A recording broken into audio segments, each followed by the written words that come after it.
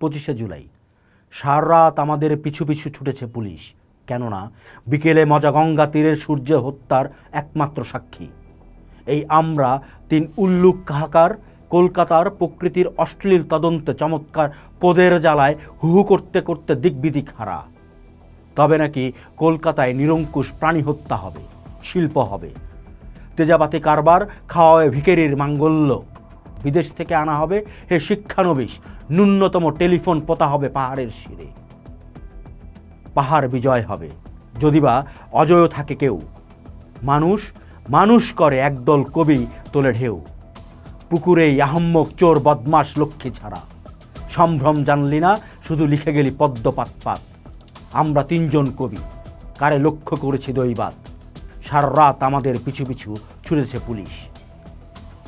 আচ্ছা, আপনারা একটা প্রশ্নের উত্তর দেন তো, জীবনের চেয়ে বেশি দামি কি মেট্রো রেল, টিভি ভবন?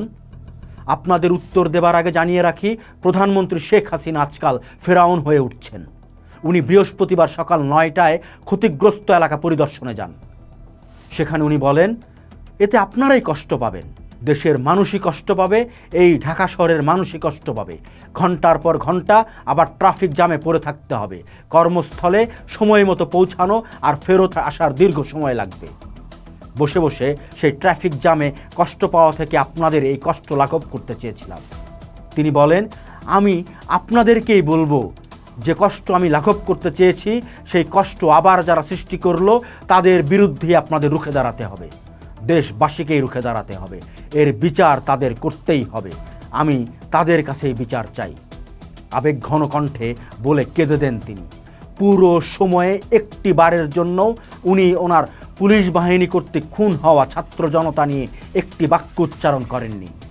আমরা দেখতে পাচ্ছি সাংস্কৃতিক কর্মী নামক অথর্বের দল ব্যানার নিয়ে পা চেড়ে যাচ্ছে স্বৈরাচারের। মাছের মায়ের পুত্র শোক খ্যাত এই শোক প্রত্যাখ্যান করেছে জনগণ। পোস্ট দেখুন, ভাবুন, করুন। থাকুন পোস্টের সাথেই।